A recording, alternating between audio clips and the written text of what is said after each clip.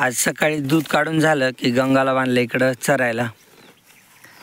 जी खाते डाळिंबा शेतात बांधलंय. साईडला आपली मका चांगली वाढली. मका मध्ये बाजरी परत मका. तर दोन्ही आंब्याच्या मधोमध पेरता येत नव्हतं ना, म्हणजे लगेच वळावं लागत होतं. तर त्याच्यामुळे तिथं बाजरी विस्कटली बघा. इथं बाजरी विस्कटली मध्ये गॅपमध्ये. आणि पलीकडं मका जिथं पेरता येत होतं सरळ तिथं मका पेरली.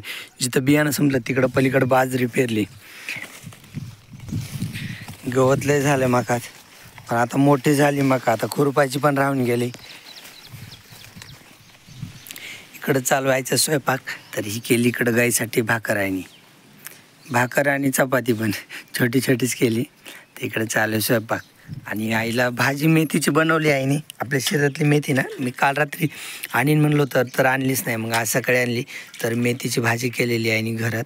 आणि ही आहे आघाडीची भाजी. म्हणजे हे गवत आहे, बांधावर येतं गवत, पण सीझनला खायची भाजी चांगली असते. तर त्याच्यामुळे हे आघाड आहे, बांधावर येतो. जनावरं खातात ह्याला, पण माणसं अशी नॉर्मल खात नाहीत. पण कवळी भाजी ना बांधाव येते, त्याच्यामुळे. आणि औषधी भाजी आहे, बांधाव येते, त्याच्यामुळं ती बनवायची. आणि ह्याच्यात तांदूळ कुंद्रा पण आहे. म्हणजे हे पण ही भाजीच आहे, पण नॅचरली न लावता शेतात उगून येते. म्हणजे गवतच म्हणायचं, पण भाजी चांगली लागते टेस्टला वगैरेची. ही तांदूळ कुंद्रा आहे खाली, वरती आघाड आहे. आणि इकडं आईला बनवायचा ठेसा. तर खाली मिरच्या घेतल्यात आणि इकडं कोथिंबीरेवर. तर आईचं चालू आहे असं स्वयंपाक. आणि माझे तर सगळे कामं झालेत. पहिल्यांदा खायला टाकले. जर्श गाय नेऊन बांधल्यात डाळिंबाच्या शेतात. इकडं गंगा पण बांधली डाळिंबाच्या शेतातच. आणि ते हारण्या आणि नंद्याला खायला टाकले त्यांच्या जागेवर. आणि बैलांना नंतर काम आहे, त्याच्यामुळे त्यांना इथंच ऊसाची कुट्टी खायला टाकली. ह्या जनावरांना सोडायचे थोड्या वेळाने. आई काय करते, अगोदर भाकर बनवते, तव्यावर टाकते. तिला थोडंसं अर्ध तव्यावर भाजते आणि मग उरलेली भाकर ती खाली भाजते विस्तवावर.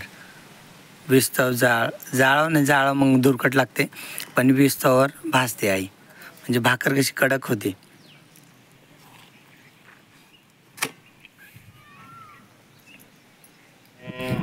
चला स्टॅलिनला तर सोडले. आता हिच्या गळ्यात दावा बांधतो. ह्यांना चारायला सोडायचे गायांना. तर इकडे यांच्या गळ्यात लोडणे बांधलेत शिवश्रीच्या देवशेनीच्या. तिकडं गायांचे पाय बांधायचे राहिलेत. गायांना पाय बांधून सोडायचे. चला त्यांना सोडून देतो. खिल्लेरीला आपण 2 दावेला होतो, कोण माहिती आहे का. आणि ते पण वेचणीला. तिचा पाय बांधला ना तरी ती लंगडत एवढं फास्ट चालते ना, सगळ्या जनावरच्या पुढं चालते, लय पळते. तर त्याच्यामुळं तिला एका दाव्याने पाय बांधायचा आणि दुसरं दाव मोकळं सोडायचं. म्हणजे तिच्या दाव्यावर तिचाच पाय पडला पाहिजे आणि तिची स्पीड कमी झालं पाहिजे. नाहीतर तिला किती पण आकडून बांधलं ना, ती एवढी चपळ आहे ना की लय पळते, सगळ्या जनावरांच्या पुढं पळते. मग त्याच्यामुळे तिला असं करावं लागतं की एक दाव रिकामं सोडायचं. म्हणजे त्याचा तिचाच पाय तिच्या दाव्यावर पडला ना, स्पीड कमी होतं तिचा चालायचा. लय काटक गाय, लय चपळ, काटक चप्पळ मस्त आहे. आणि खायला पण तिला शेल्क पाहिजे. तर मी चाललो इकडं बांधलेल्या गायांची जागा बदलायला. तर इकडं शेजाऱ्यांचं डुबायचं चालू आहे.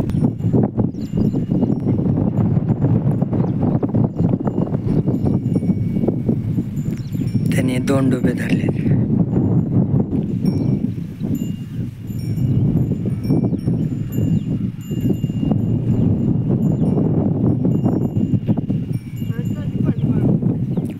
दोन जरशा गायांच्या जागा बदलल्या. तर गंगाची जागा बदलली. तिला मग दुपारी घरी घेऊन जायचं, पाणी वगैरे पाजायचं, मग तिकडंच बांधायची घरी. ऊसाची कुट्टी खायला टाकायची तिला दुपारून, मग तोपर्यंत गवत खायला दे. तर आई आली तिकडं मका लॅडा करायला. मका कशी काय, मी आल्या मागून आली आई. तर बघ मका कशी, बाजरी कशी, उडीद कसा डुबलाय मी, मूग किती निघलाय डुब्यांनी वगैरे. तर सगळं बघाल ते. मग सांगन असं करायला पाहिजे होतं, तसं करायला पाहिजे होतं. तर ही बाजरी, ह्याच्यात ही हराळ आहे ना, तर ही हराळ आतमधलं तणनाशक मारलं ना तर हराळ मरत नाही. हराळा राऊंडअप लागतं. म्हणजे ज्यांनी सगळे तण मारतात असं तणनाशक लागतं. तणनाशकाने हराळीला काहीच होत नाही, त्याच्यामुळे आपण तणनाशक फवारलं नाही. इकडं आई आता बघते मूग. कसं आहे काय बरं डुबला काय?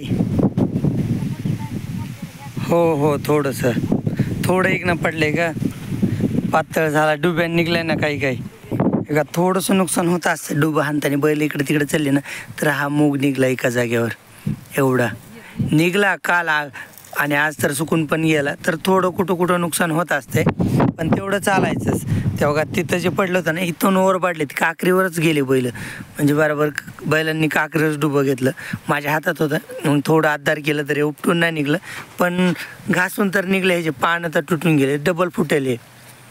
तर हे असं होत असतंय कुठं नाही तर बाकी मूग तर चांगलाच आहे.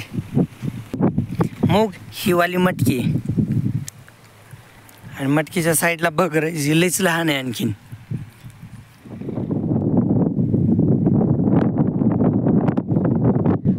आता मी आलोय आपल्या तळ्याकडच्या शेतात तर समोर जे लिंबाचं झाड दिसेल माझं बोट आहे तर तिथं आपलं तळ्याकडचं शेत आहे आणि समोर ते आंब्याचं झाड दिसे ना तर ते आपलं आंब्याचं शेत आहे. तर तिथून इकडं आलो आणि मामा इथं डुबा हाणीत होते ना तर म्हटलं इकडून यावं. तर आपण जे बैल बघितले होते ना आत्याच्या शेतात तर हे ते छोटाले बैल. तर मी काल नव्हतं म्हटलं मोठं दांड असेल तर 2-3 डुबे पण धरायला जमतात तर यांनी 2 डुबे धरलेत. मस्त चालतायत बैल.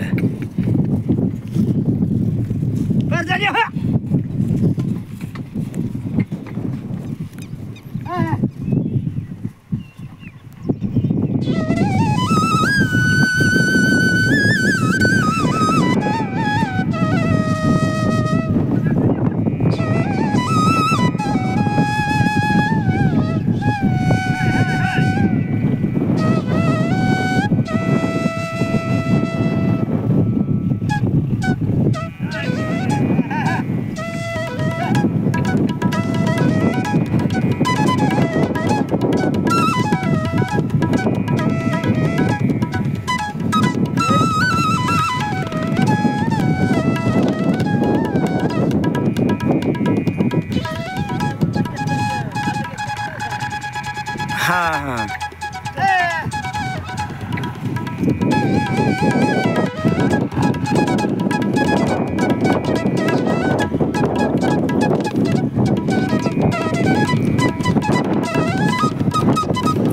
चला आता मी जातो घरी.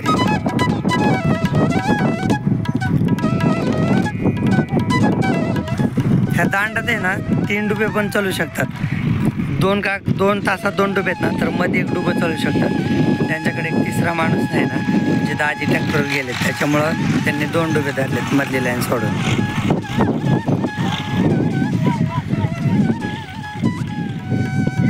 माणसं नाहीत त्याच्यामुळं 2 डुबे धरलेत नाही तर 4 पण ॲडजस्ट होतात. 5 बी चालतात ना.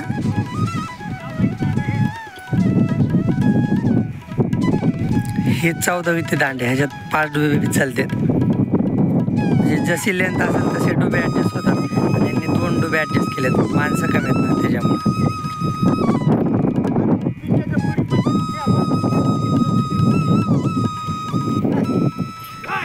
20 रुपये चालतात हा. पलीकडचा बैल लय मस्त आहे.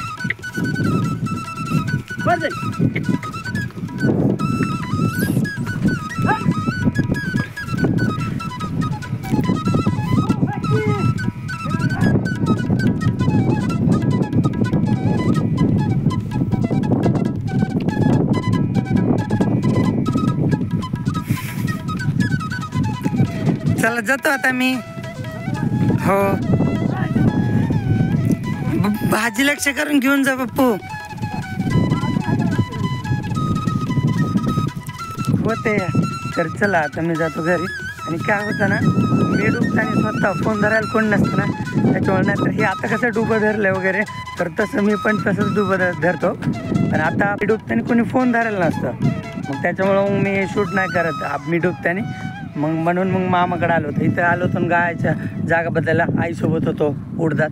तर मग मामाचे डुबे दिसले की म्हटलं मामा इकडे आले डुबायला मग मी आलो होतो इकडं. तर आता चाललो परत. अशी सोयाबीन आहे त्यांची मस्त आहे. तर बैलांना सोडलं चारायला. आज काम पण होतं तर हौदावल्या शेतात आव थानायचं होतं माझ्या पाठीमागे. पण म्हटलं बैलांना आधी थोडं खाऊन द्यावं मगच आव धरता येईल. तर त्यांना सोडले चरायला. ऊस पण आणायला जायचं आहे. ऊस अगोदर जाऊन तोडावं लागेल. तर बैलांना चारायचं बस करतो. लय वेळ चरले ते. इथंच आद्रकीच्या खालचं साईडचा बांध आहे ना, तर या बांधाला चारले. तिकडं बाबळीपर्यंत गेले होते. आता यांना बास करतो चारायचं.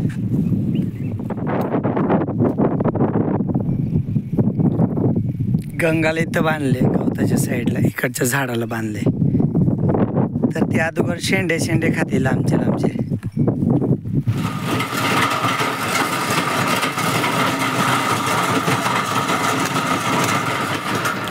मी काटवण्यातल्या शेतात आलो होतो आपल्या. तर ते बाजूचं आपलं शेत आहे तिकडचं. इकडं आलो ते लाकूड नेण्यासाठी मोठं. तर आपल्याला दांड बनवायचं आहे, त्याच्यासाठी इकडे लाकूड न्यायला आलो होतो. तर लाकूड घेतलं आता बैलगाडीत. आता घरी चाललोय. तर ते आपलं छोटाला सोयाबीन आहे ना, उशिरा पेरलं होतं. तर ते छोटाला सोयाबीन आपलं आहे. आणि आपल्या गाया तिकडं खाली नदीला चरतात. गायाकडं पण गेलो होतो. गाया तिकडं नदीला चरतात.